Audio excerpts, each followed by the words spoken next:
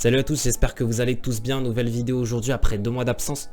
Je voulais absolument faire cette vidéo. Demain c'est le résultat des concours, donc probablement vous êtes en train de stresser pour les personnes qui sont en deuxième année. Et donc je voulais faire cette vidéo pour en parler et pour vous expliquer pourquoi il ne faut pas stresser. Alors je vais bien sûr donner mon avis. J'ai reçu énormément, on a reçu sur le compte Mission Prépa, @Mission Prépa, énormément de questions sur Instagram.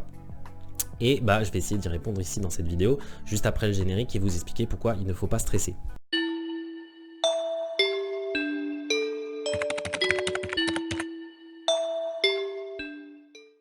D'abord, il faut savoir que c'est tout à fait logique de stresser. Vous avez passé 2 voire 3 ans de prépa et vous êtes un petit peu dans une bulle en vous disant que j'ai une école, il faut absolument que j'ai cette école-là.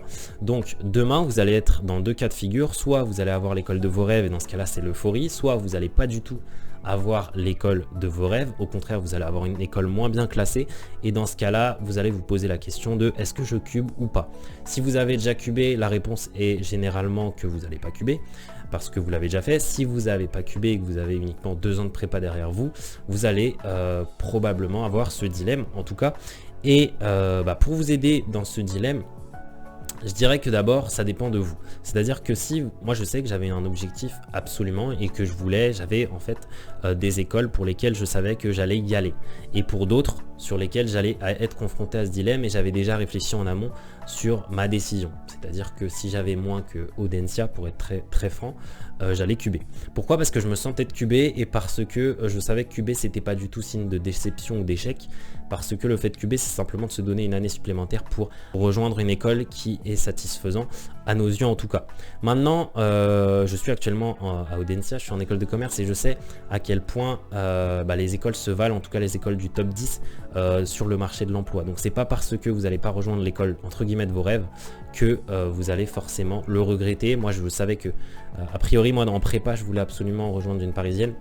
Alors ça n'a pas été le cas et dans les oraux j'ai considéré qu'Audencia c'était une école pour moi, donc j'y suis allé. C'est vrai que ça va donner lieu à une réflexion, mais il ne faut pas que ça engendre du stress. Comme je vous l'ai dit, ça se résume à 2 cas possibles, soit vous êtes content, soit vous avez une réflexion. Mais à quoi bon stresser actuellement et ne pas dormir toute la nuit pour en fait finalement soit une réflexion, soit un sentiment très euphorique.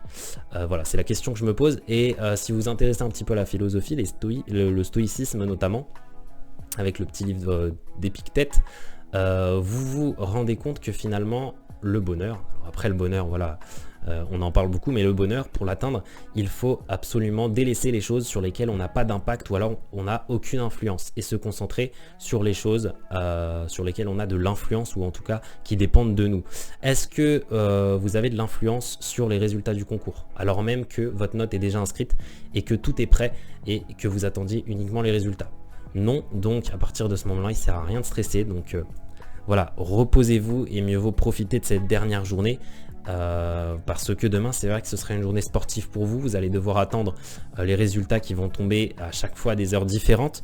Ça va être un petit peu compliqué niveau logistique parce que, et là pour le coup, ça va engendrer du stress parce que pour la plupart, les sites et les liens seront bloqués parce qu'il y aura un afflux trop important de personnes qui chercheront à voir leurs résultats.